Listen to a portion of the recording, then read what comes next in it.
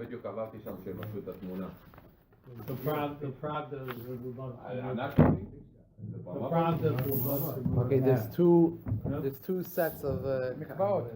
Yeah. One is the diagrams. No, because I've been with was probably wrong. Frankenstein is very interesting. He was here last week. Yeah. So Rabbi, I'm going to, since some of you weren't here last week, we'll give a little bit of a rundown, a summary of what we spoke last week. We actually started last week was Chav Cheshvan, the Rebbe Rashab's, the fifth Rebbe's, was his Yom Holedus. So we discussed one of his innovations in the field of building mikvahs. Now,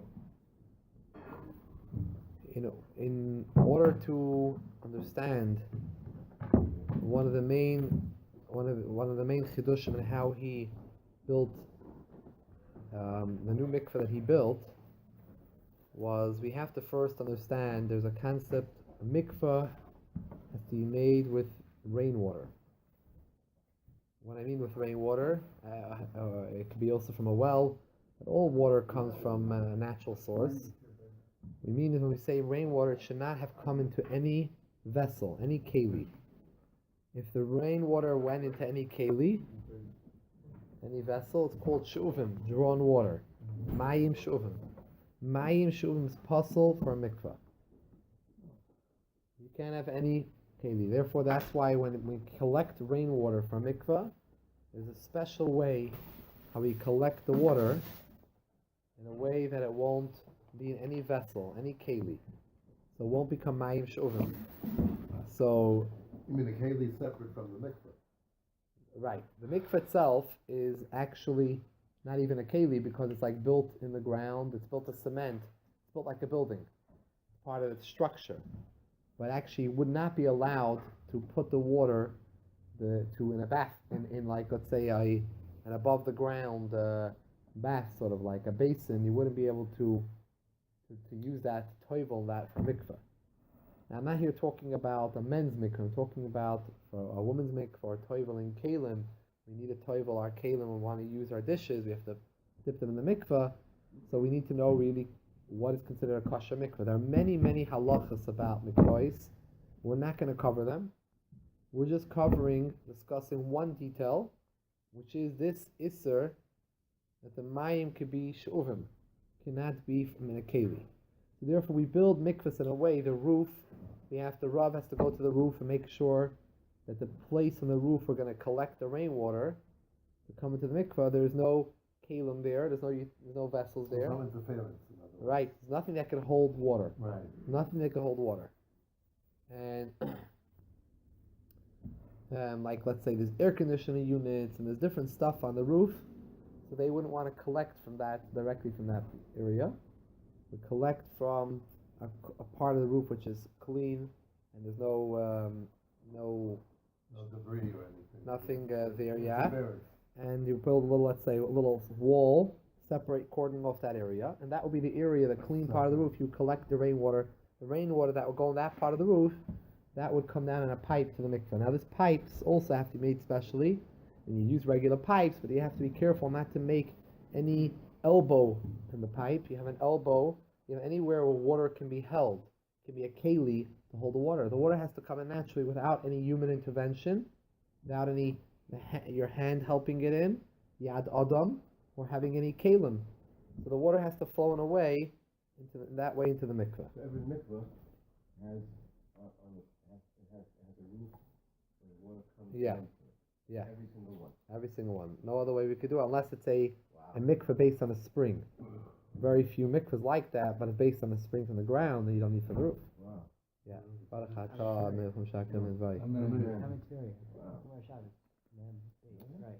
Yeah. Yeah. So, Maisa, that's all in order to make sure there shouldn't be a psul of mayim shuvim. There are a lot of other things that can make a mikvah pasul. For example, you're not allowed to have something which is makabel tuma, an item which can receive tumah, even if it's not a keli, but it's able, api halacha, to receive tumah to it, you can't have the water touching that. It can't be that material. What about a ceramic? Let's say a piece of metal, even a flat piece of metal, Yeah.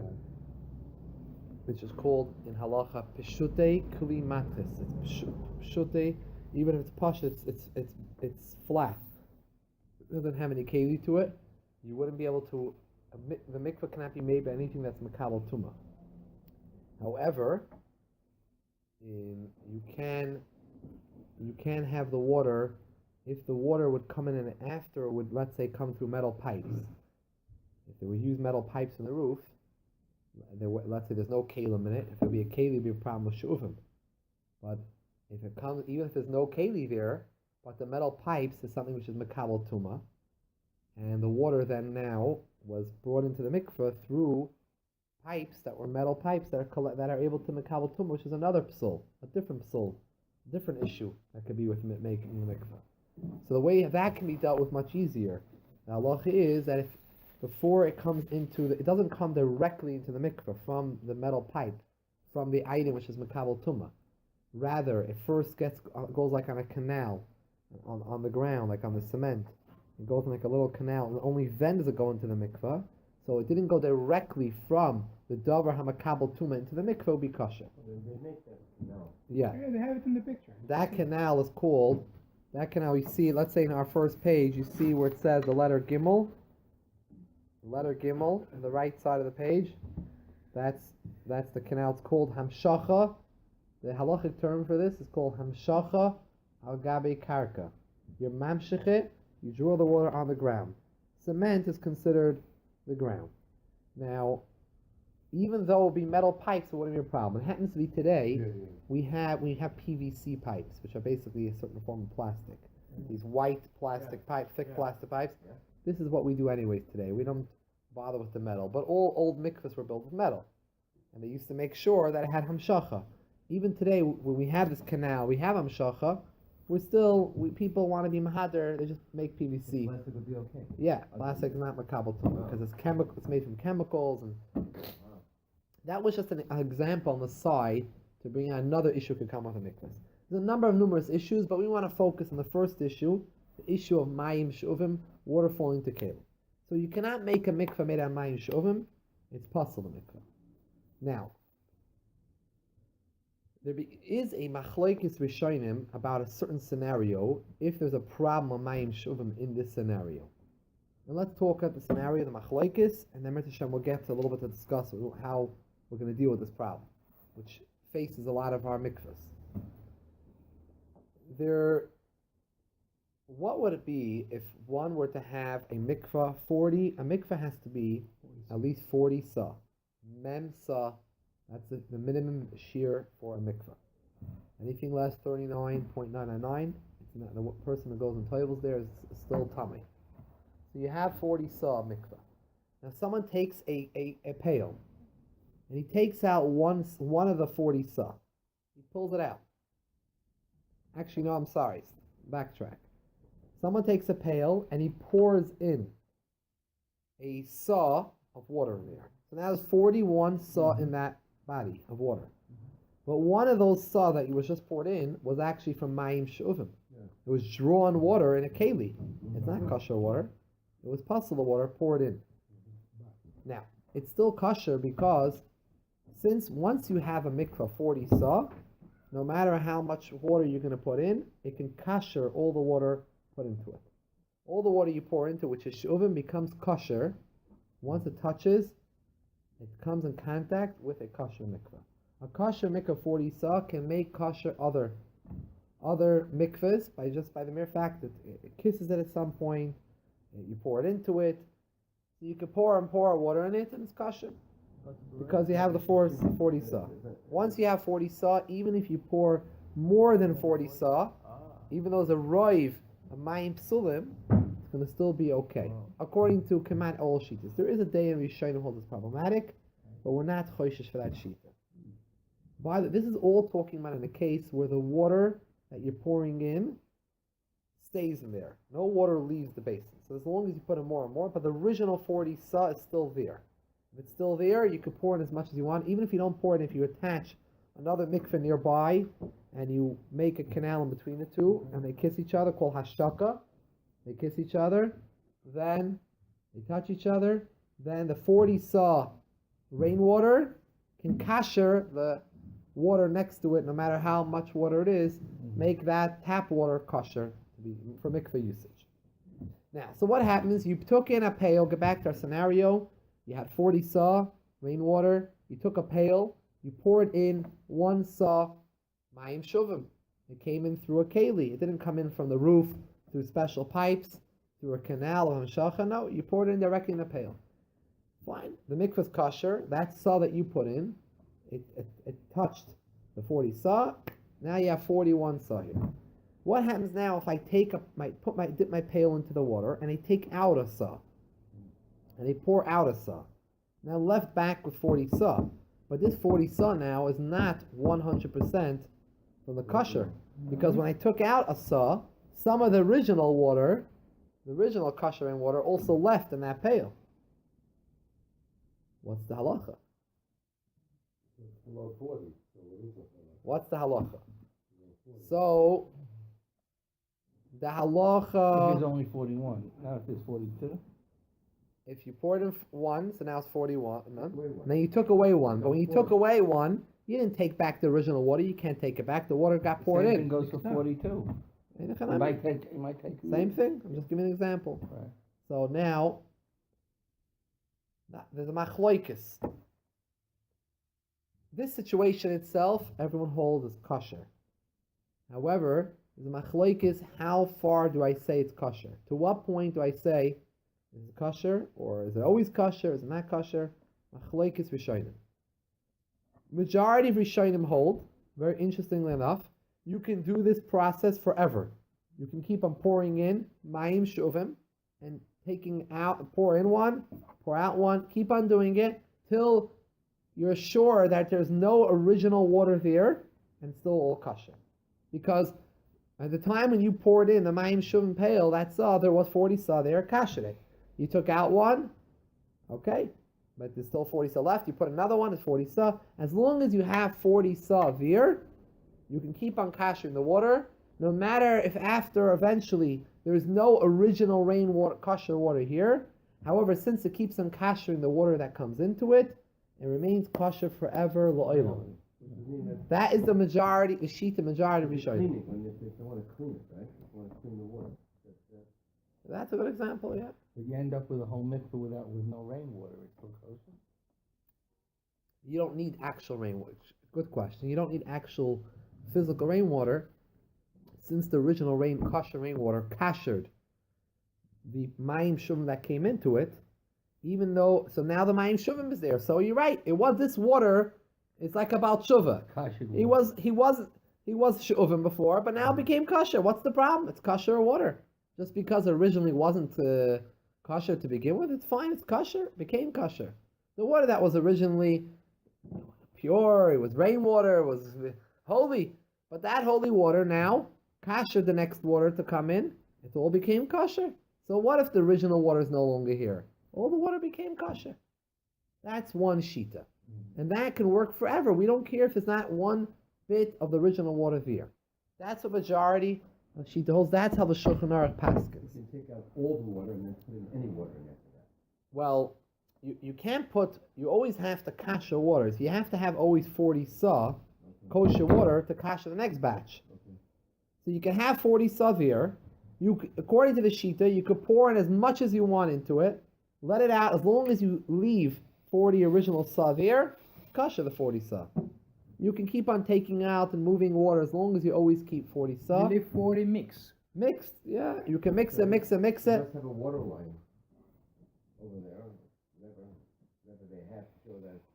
Yeah, It's yeah. actually there. Actually, the water, when you build a mikveh, you make sure that the rainwater, the pit, the boiler, which holds the rainwater, has the shear of memsal. Where we actually are toiveling in is not where the rainwater is. Rainwater is in a boiler next to it, either on the side or on the bottom. We'll see in the pictures.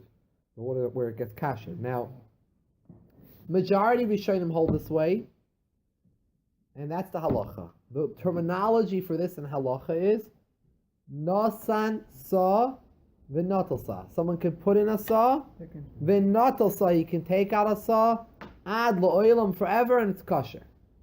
It's a Mishnah. It's a Mishnah Mikvaos. However, came along the Rambam and the Ravid, and they made some problems.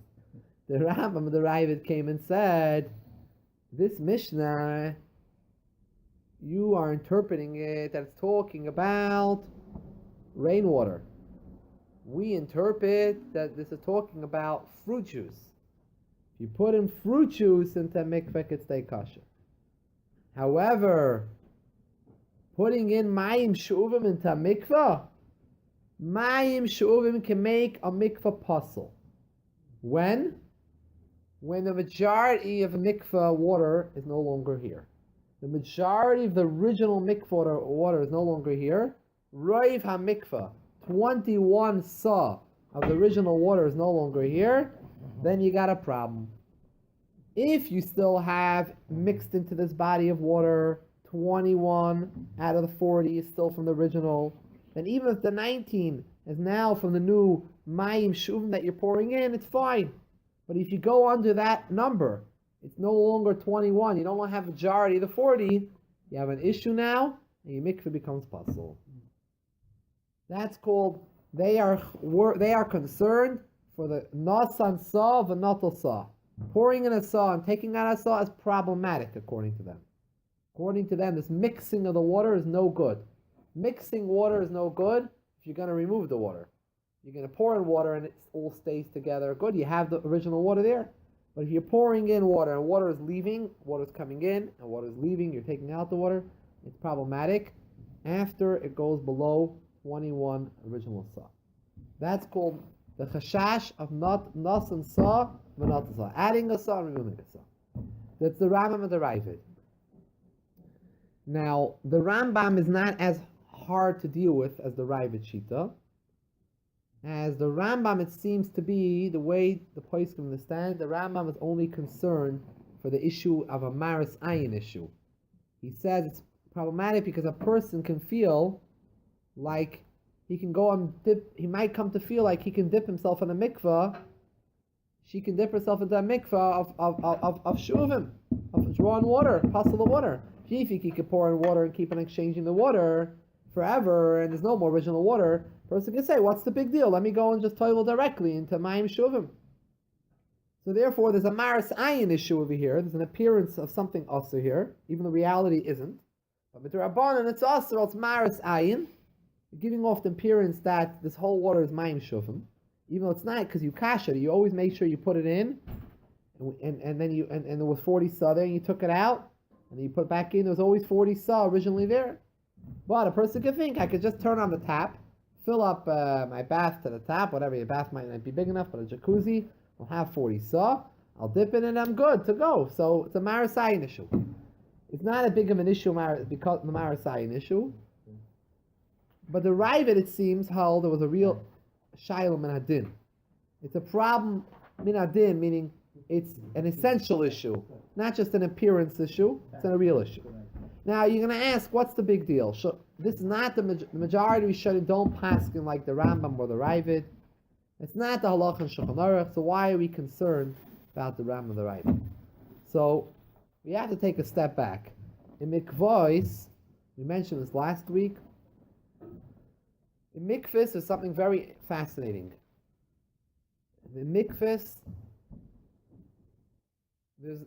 we always try to make sure the mikvah is kosher according to all opinions. Usually in halacha, we always follow the rule of majority. We go after the sheet of majority opinions, that's the halacha. It says in the Torah, Achei Rabim Lahatis, we follow the majority. Follow the majority in Sanhedrin and in Torah. We follow the majority when it comes to a drop of milk falling at the pot of meat. Majority, we have rules of majority. When it comes to mikvahs, we are not comfortable if there are chashiv shitas, chashiv opinions that hold that this mikvah is possible. We are not comfortable building such a mikvah.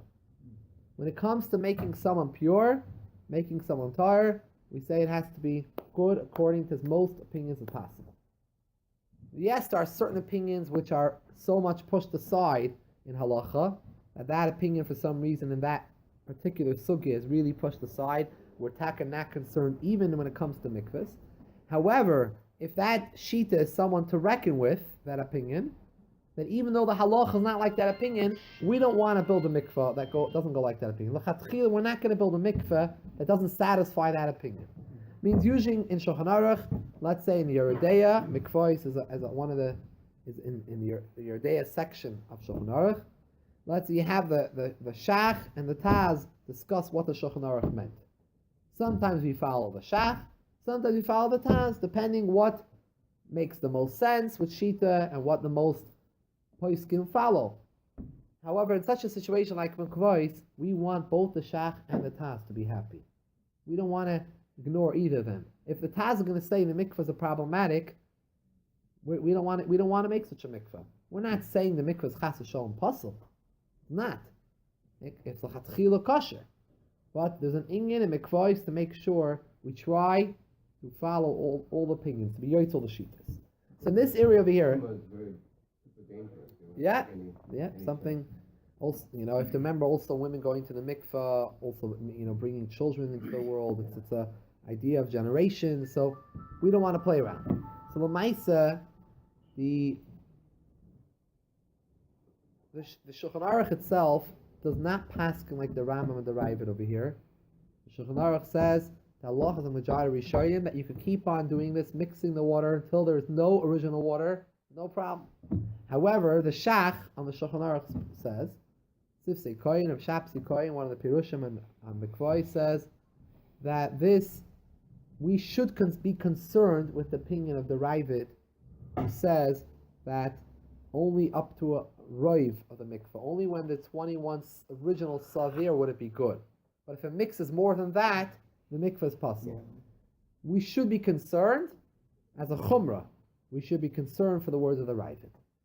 So because of this shach that says that we should be concerned for the words of the Ravid, he actually even quotes, the shach is paraphrasing a previous Rishon, a later Rishonim, that already said this. That he already said we should be concerned with the Ravid's opinion. So because of this sheet of the Ravid, this has brought a lot of the big poskim to try to think of what is the best way to build mikvah when we shouldn't have this problem. So let's now explain practically why. Remember, we're only dealing with one small detail in Hilchos Mikvaos, but there's a lot of discussion about this detail. This chashash, this concern about the mixing of the water, called nas and sav and atasa, there's a lot of ink has been spilled on this Ravid. This sheet, this opinion of the Ravid, that Ben Avram ben David, a lot of discussions have been on this sheet. Now, let's talk about a mikvah. Let's take the first, but we discussed some of this last week, but it's a good chazora, and we'll say some things that we haven't said last week also. When he was living, Avraham ben David, after the Rambam or before? After the Rambam. He was a Sfardi, he lived after the Rambam, and he wrote many notes on arguing with the Rambam. Before the Arizal. Yeah. Medieval time. 1200, 1300, 13th century. 1280? No, he knows the date. We know. Late 13th century. So now, the first diagram we have on our page, everyone try to see if you can get a picture, a diagram. The first diagram we have over here is what is called a Bar Zriya. This is the way it's termed, called a Bar Zriya. Now, let's just first see what we're looking at. You're looking at, on the left-hand side, is where they go down the steps, someone toivel in the mikvah. Now, where is the rainwater? It's on the right side where you see the letter Aleph. That's where the rainwater is kept. You see the letter Beis. Beis is the pipe from the roof. That shows you the bottom of the pipe of the roof. When the rainwater comes down, and Gimel is that canal, that Hamshacha, where the water comes in. You'll go to a mikvah soon, you'll take a look, you'll see this canal. The pipes you might not see, they might be buried in the wall, but you'll see you look where the water's coming, you might be able to see this. Not necessarily, but you might be able to see, depending on how it's built. And you see in the back of the diagram, you see Dalid. Dalid is the city water, the tap. and the tap opens up also into a canal, hamshacha. The water comes through nimshach. It's drawn. It goes through this canal and it falls into the boyer. So the way this mikveh works is like this. After it's filled up, mikveh aleph is filled up. Boyer aleph is full of 40 sa rainwater. They open up the tap. And they allow the tap water to fill into that very same boyer where the rainwater is. And the water keeps on rising till there's a hole. You see the letter Vav, there's a hole in between the two walls. You see the water's pouring in. Until the water pours over from the rainwater pit, boyer, into the bar tefillah, where you're toiveling. Pours in from the other. Now, all the water that pours into the bar tefillah, where one toivel, bar tefillah where we toivel, where you dip, that is all kosher water. That water it was originally tap water, flowed into the rainwater.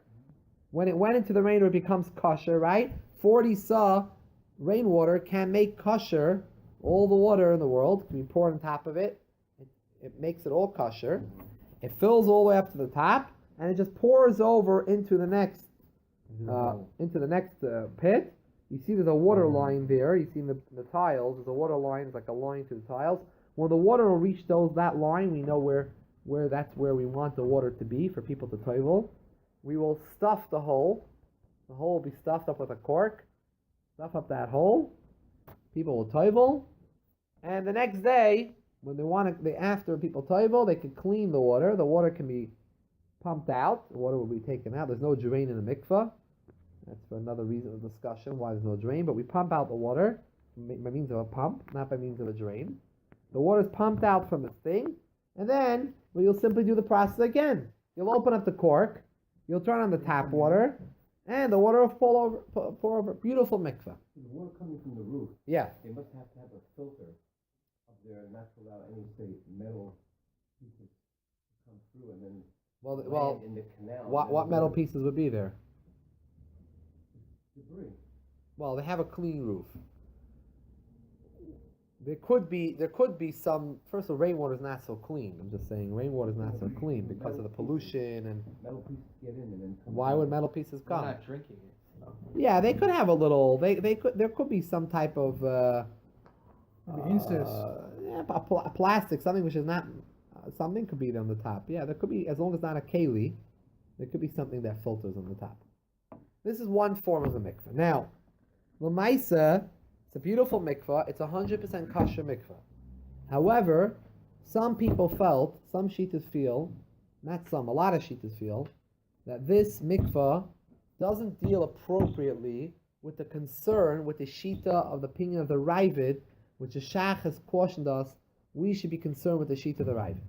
Remember, the shita of the Ravid is that you're not allowed to allow too much mixing of the rainwater with tap water. Because if less than the majority of the original rainwater is no longer there, that mikveh will not be kosher. So now think about what's going on over here in this scenario, in this diagram. The tap water pours directly into the rainwater boyer. And then it pours over into the next boyer. That means when you pour over into the next boyer, it's a mixture of the original water with the tap water. Mm-hmm. Then you stuff it, people toivel, the water gets dirty, you empty it all out, you put in new water.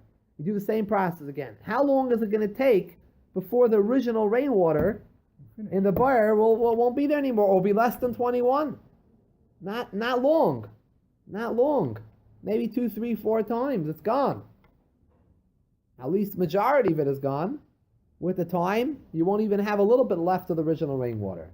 So again, according to majority of sheet, is not a problem, because we hold like majority opinions of the Rush, Rashi, Tosfos, the Ben Shimshin, the all majority of Rishonim hold that you can continue doing this as forever and ever. But we're always As long as you keep on pouring tap water into 40 sa, the tap water becomes kosher, and you can continue mixing the water as long as you want. But the Raiva came along and said that mixing can be problematic if we lose we lose more than the original majority, 21 of the original 40 saw. What does it drought? There's no rain for like 2 months. Okay, wait, 1 minute. So that's a side question. Okay, it's a good question. Wait, a side question. No, well, wait, let's wait. Now, I just want to say, didn't you say? so this is the opinion of the Ravid. So this is an issue that most poskim find an issue with this mikvah. Remember, we're not talking halacha, it's kosher. But the Shach says we should be machmer for the shita of the Ravid. How are we being machmer the shita of the Ravid over here? Eventually, the water is going to mix very quickly, and there's not going to be any original mikvah here. What do you want to? Didn't we say last time?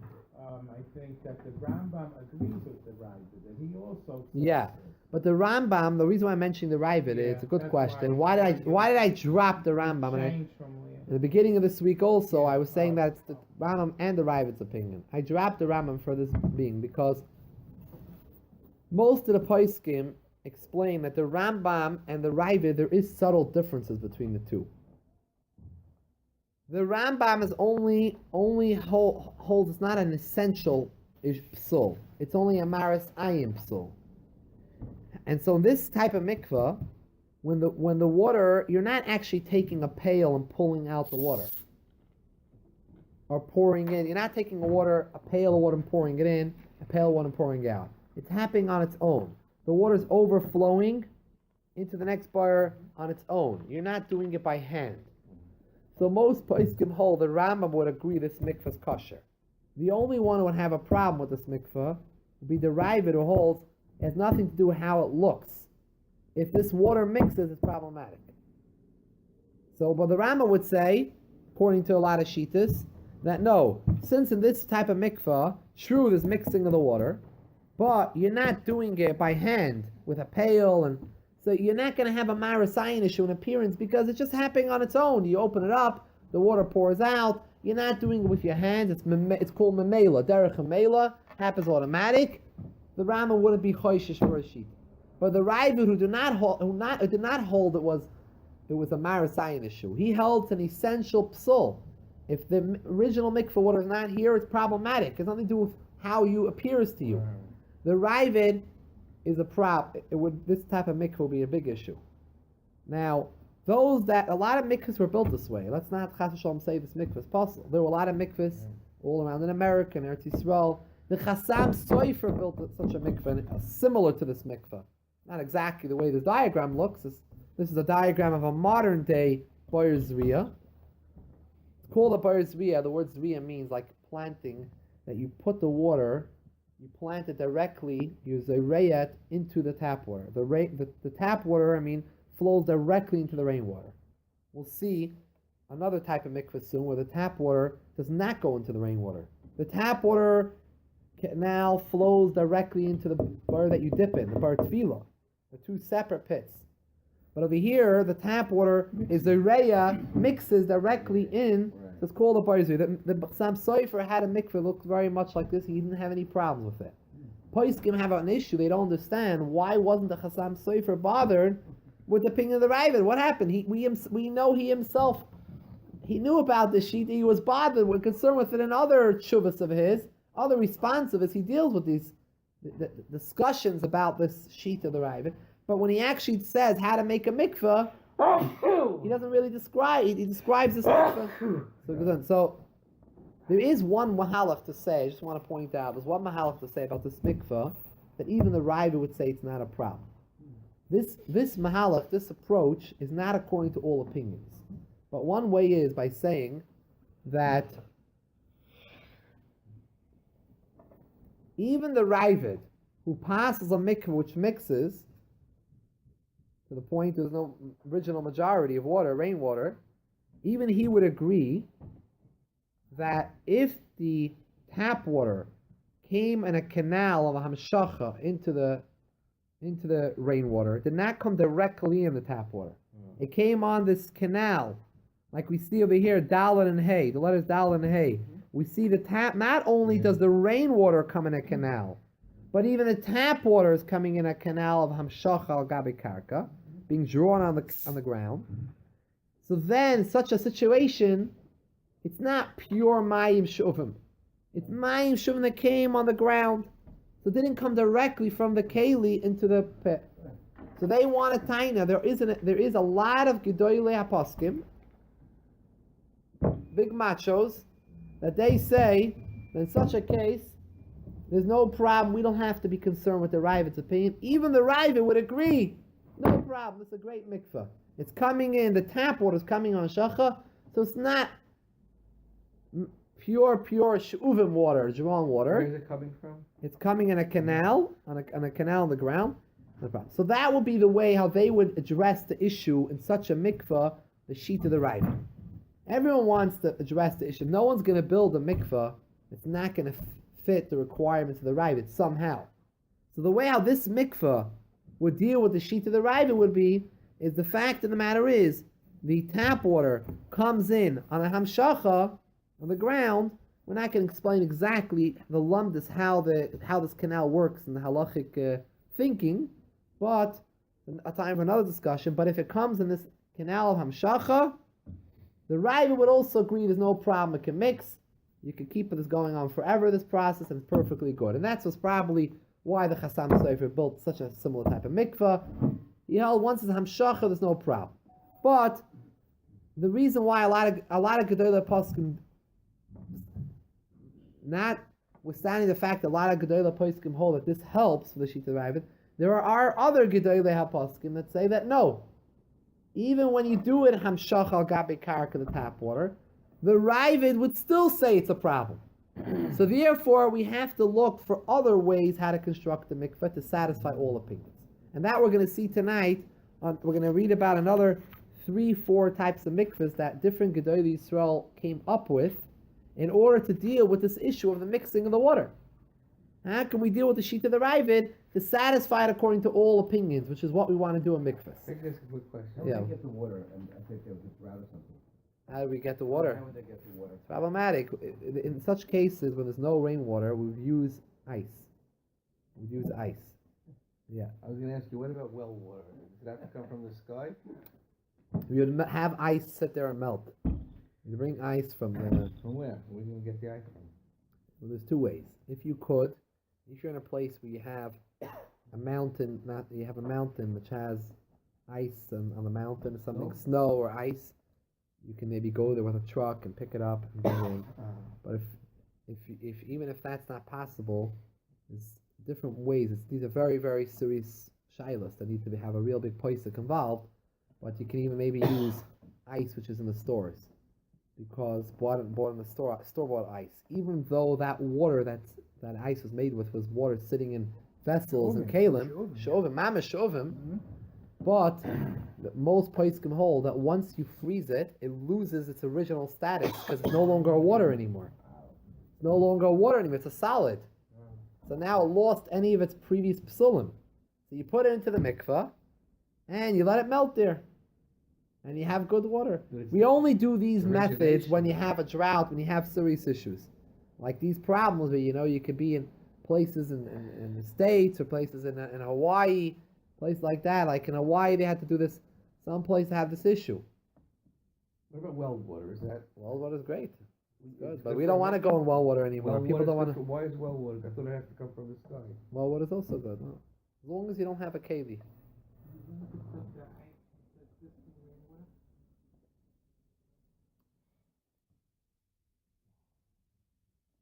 Yeah, why not? Yeah.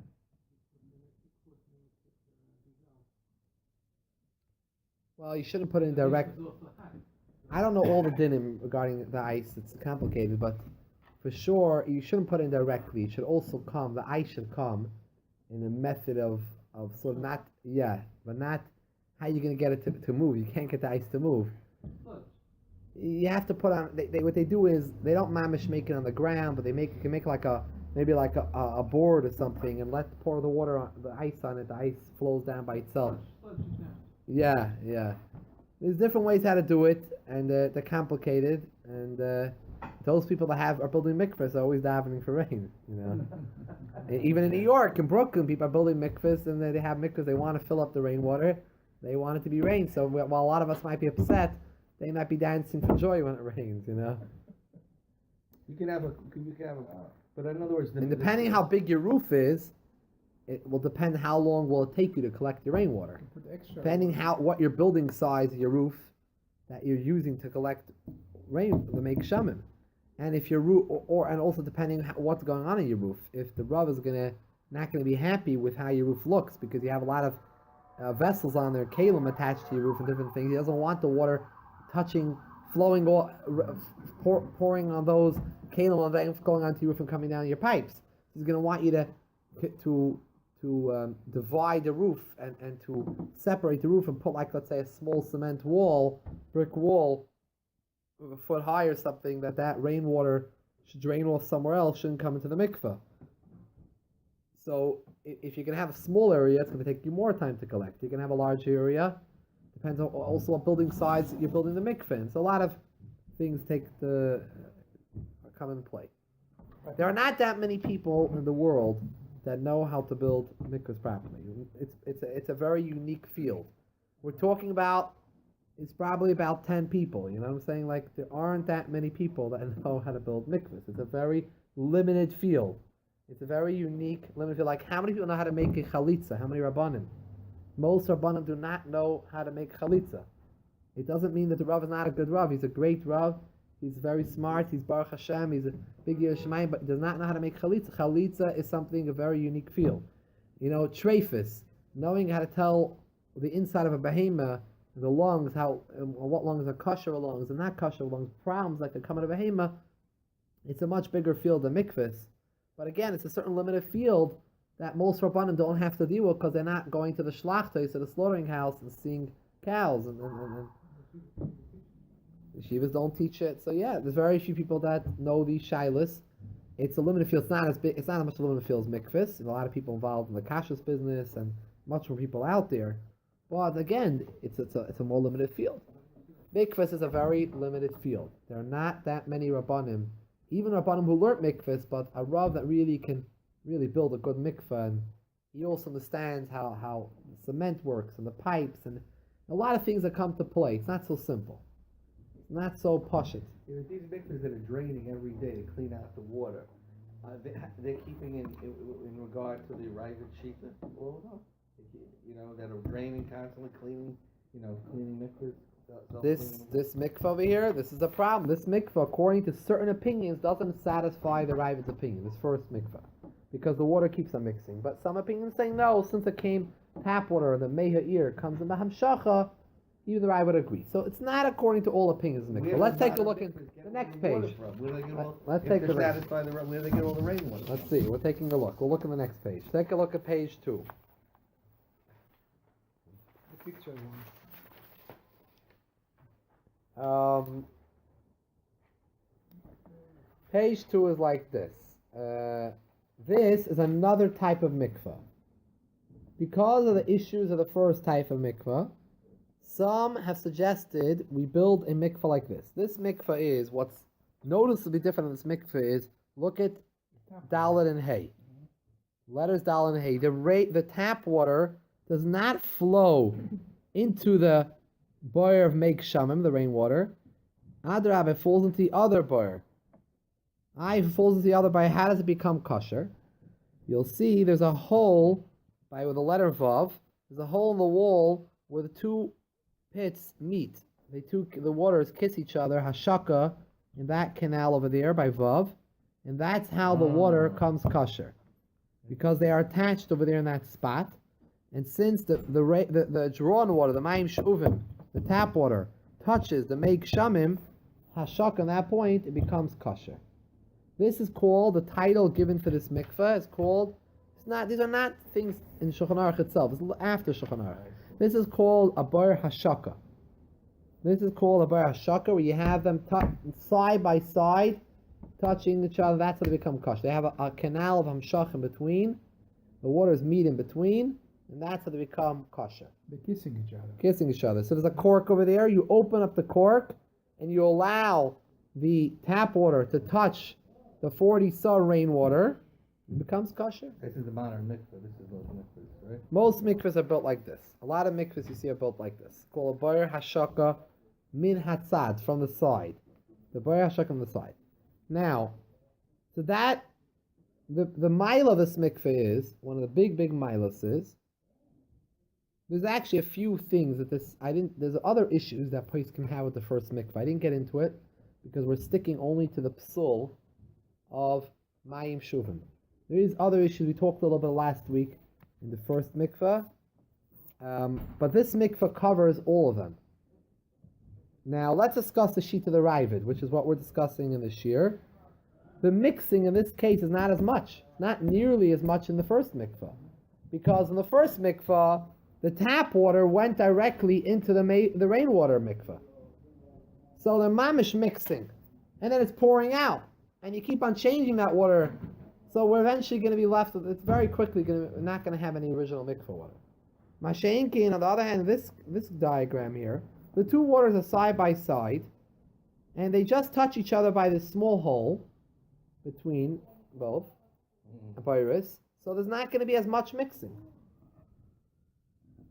Now, before we go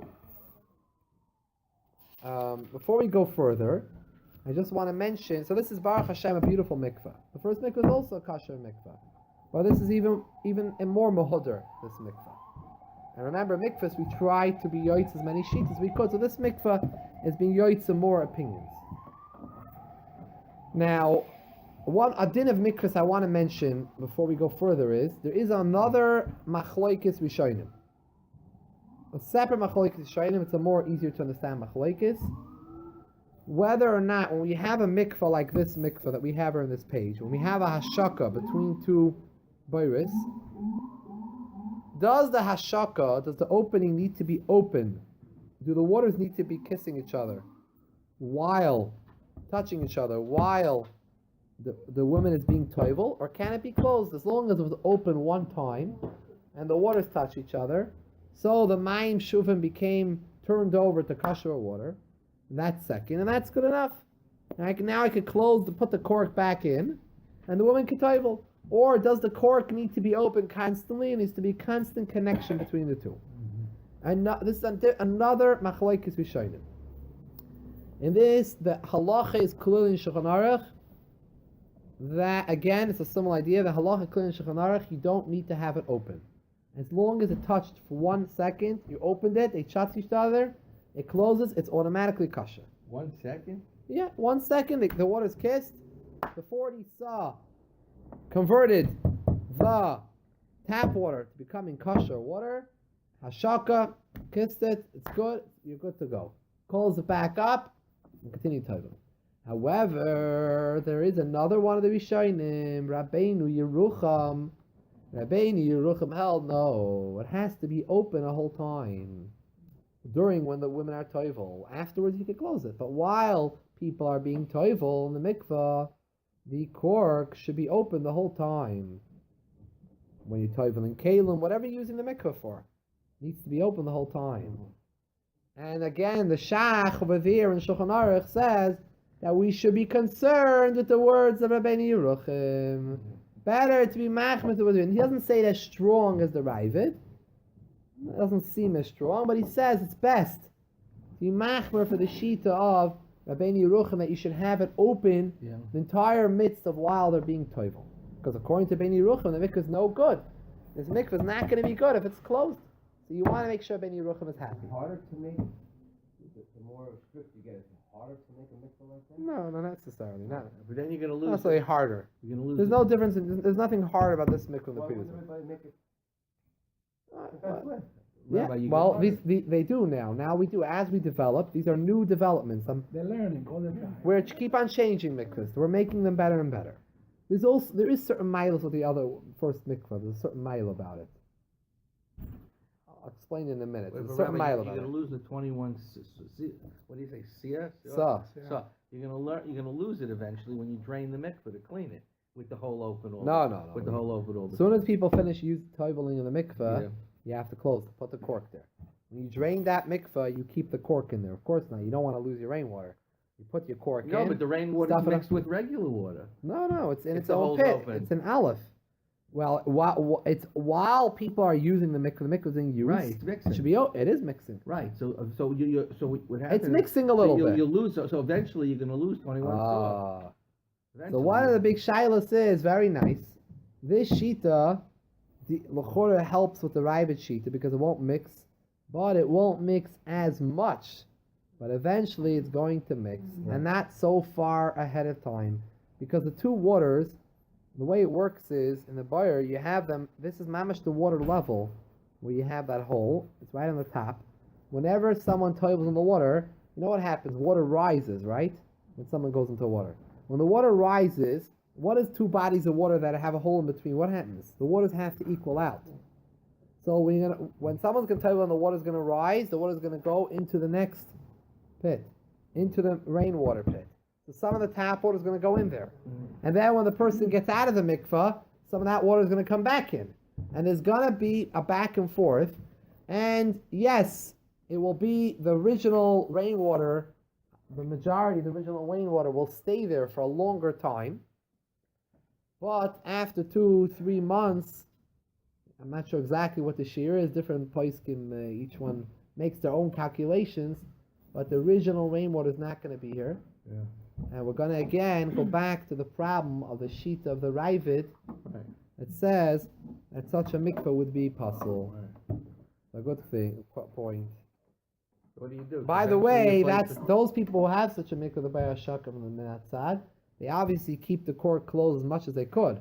Just when the women are being toivel, they make sure it's open because we want to satisfy the opinion of Rabbeinu Yeruchim. As long as That's you replace the rainwater periodically every few weeks, it's probably good enough, right? excellent, but you don't have that much rain every few weeks. You need to have a lot of rain to You said fill up. there's alternate ways of doing it. You said ice. Alternate ways of doing it are only for extreme situations. Well water. Those are real serious shilas when you're doing I other. see. The Ravid is just a chumrah. Any of the day we got to realize the Ravid is a chumrah. We're discussing a chumrah. This year tonight is about a chumrah. We're allowed to discuss a chumrah. If mikvahs is an inyan of hiddur, this is an inyan of hiddur. The Ravid is not. The Ravid himself held it's possible, but api halacha, the Ravid is not brought in Shulchan Aruch. We should be mach with the Ravid. It's a very chashuv shita, and a lot of gedolah poskim and the Arabeim, the Bavish Shabim also wanted us to be concerned with the shita of the Ravid. But again, the mikvah is a kosher mikvah, even not like that way. Now, what I say is we're going to go to Meir soon. Let's just take a look at the next page. I just want to, before we explain this, because there's a problem, there's a shtickle michshel that could come out with a boyer hashaka from the side. When you have a boyer hashaka from the side, as opposed to the first mikvah we saw, the boyer zviya, there's a big michshel, stumbling block that can come about, which is what happens if the person's in charge of the mikvah fills up the mikvah with new water, clean new water, but they forget to open the cork. If they forget to open the cork at least once for a second, that water is just tap water. So someone who's toivel in there is just toivel in a regular pool, a regular bath. It's not kosher rainwater. It has to be open at least once. At least open for a second and closed. You won't have, if you'll close it, you won't be yoitza chumra being yoitza the shita ben Yeruchim holds it should be open constantly, but you're still halachically 100% kosher. But what happens to chas v'shalom, what we call the balon, the mikveh caretaker, who's a human being, can just forget to open up the cork and not have the waters touch each other. And if the waters don't touch each other, means that day when everyone went to that mikveh, they weren't being toivel in a real mikveh. And all the ladies who were toivel there are still a nida, did not become tar, and all the kalim, the dishes that were toivel there are not tar, and all the gerim that toivel in the mikveh are not gerim if they would have to make a gerim.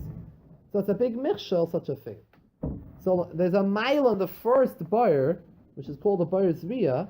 The way that boyer is made, that the tap water, the chatchila, pours into the rainwater and then overflows into the next boyer.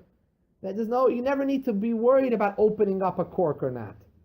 The water that came in is kosher water. It never came in pasula water. It only came in kosher water. So there is a maila of the first way of doing it. So therefore, if you look in the last page, the last diagram, some have suggested to make, one of the reasons why some have suggested to build two bayris. After the war, so a lot of places were building mikvahs like Shaka this. and Zriya. Do both. Do hashaka and do zriya. Do both together. You see here, you look on Aleph, is the Bar Hashaka. Has a hole there by Zion in between the two. That's rainwater. Besides that, you have also rainwater in Bays. You have a separate in Bays, and that's a Bar Zriya. So what happens is like this. First, you bring in the water through Gimel. You see the pipe Gimel? Gimel brings in the rainwater. The rainwater goes down the canal. It goes and fills up 2 pits of rainwater. Aleph and Bays both get filled up to the top with rainwater. After Aleph Bays are filled to the top, you open up Hey, the faucet. The faucet pours the water through Hamshacha, through the canal into Bays. Then it pours through Tess, through the hole over there. That's the Bar Zriya. It pours in, it all becomes kosher, and it pours into the Bartfield. You fill it up to the line where you see the letter Ches at the arrow, the water line. After filled up to the top, you open up Zion, the cork. By Zion, you open up to the Hashaka, and you kiss the waters to each other. So you have the Maila of the Hashaka from the side, and you have the Maila of Zriya. So if Chas v'Shalom, the Bala, the mikveh caretaker, forgets to open up the cork for the Bar Hashaka, your mikveh is still kosher because it's a Bar Zriya. All the water that came in there never was tap water. The water that came into this bar l'chatchila passed through a kosher rainwater pit. It's elamai. After a while, the water is, you're going to be concerned with the sheet of the Ravid because the water mixes very much in the Bar Zriya. Very good. I have a bar on the side. I open up, and the water stays over there on the side. I open it up, and I kiss the water, hashaka, and I have good water. However, this is a beautiful mikveh, and it's 100% kosher. And it's much more mahudr than Hashaka and Zriya alone. But eventually, like we already said before, the Bar Hashaka, the water is going to change. There's going to be, the Bar Zriya, we already explained, for sure the water mixes a lot. Nothing to discuss. After 2-3 times, you lost the majority of the original water. However, in the Bar Hashaka, it prolongs it. A longer period of time, maybe a month, 2 months, where you'll still have majority of the rainwater, but people keep on being toiveling. The water keeps on going back and forth between each other. Remember, the cork is open because of the Shita Ben Yeruchim to allow water to touch during the tefillas. You keep on, every person that toivels, as you toivel, the water goes up and goes through, back and forth. So therefore, the water is going to mix. So came along the Rebbe Rashab, and the Rebbe Rashab, the 5th Lubavitcher Rebbe, when he moved to the city of Rostov in southern Russia, he built himself in his house, in his basement, he built a new mikveh with a new patent, how to build a mikveh that will deal, one of the main reasons why he built it was to deal with the chash, the concern of the sheet of the Ravid. There were other reasons why he built it, which are beyond the scope of this year, but one of the main reasons why he built the mikveh that way was to deal with the chash of nas and sa, v'natal sa, the opinion of the Ravid, the mixing of the water. We don't have a picture over here. I just didn't have a time to make a picture, but basically, it's called Bar. Over here we have the Hashakas on the side.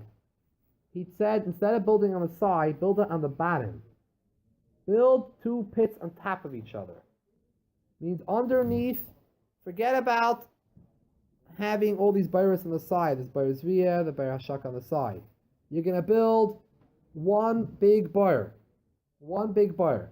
You're going to fill up the bottom of the bar with rainwater. You're going to put in a board in between. Or you have cement over there, and the water will go into the bottom bar. Then you will have there will be a hole of hashaka in between the bottom bar and the top bar. So when the bottom bar will be full to the capacity to the top, you will pour tap water into the top bar. The tap bar, the bar tvila, the tap bar will fill up, and it will touch. There will be hashaka to the bottom bar. It will become kosher via means of the bar hashaka on the bottom. And the mile of this is when something's on the bottom and it was a bottleneck, the water was all the way up to the top, the water is not going to mix as much because the water is stuck on the bottom. Why should it mix so much when it's side by side? Every person with toilets, water goes back and forth. Over here, the water is all in the bottom. There's only a little hole. The Rebbe Shab actually in his mikveh built 2 holes just in case one would get covered. He had a second hole. But He had one hole. He had a hole there and a hashak in between, but the water's not going to mix as much. Added to that, he had another idea that the top water is always heated. It's hotter than the bottom water. Hot water rises. So hot water is going to stay up and the cold water is going to stay on the bottom. So even when the heater is not working, but even the off hours are not so even, but the water is still warmer than the bottom water. So the water will always stay, the upper water will stay there and the bottom will stay there. And this was his method of how he came up to deal with this issue.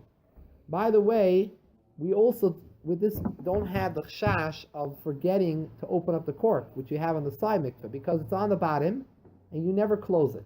The way that Rebbe Rashab built the mikveh is you never close the hole in the bottom. It's always open, and there's never, you don't have to, the caretaker doesn't have to think, if I close it, I open it, it shall be a mistake. It's This should be adopted by all, by everybody. those who are open-minded and can look to see what another Gadol B'Yisrael did, do think that way. People that build mikvahs, especially when they build a mikvah out of town, and they're not sure really if there's going to be someone really proper on top of the mikvah, they really want to build this mikvah because it's very not hands-on. You don't need to have to deal with opening the cork and things. You don't want to get yourself into trouble. You want to build the safest possible mikvah. So that's called Boyer al Gabi Boyer, and that was the Chiddush of the Rebbe Rashab. Lamais, I thought this week we would get on to discuss other mikvahs and different things, but maybe we'll have time. Maybe tomorrow, we'll see.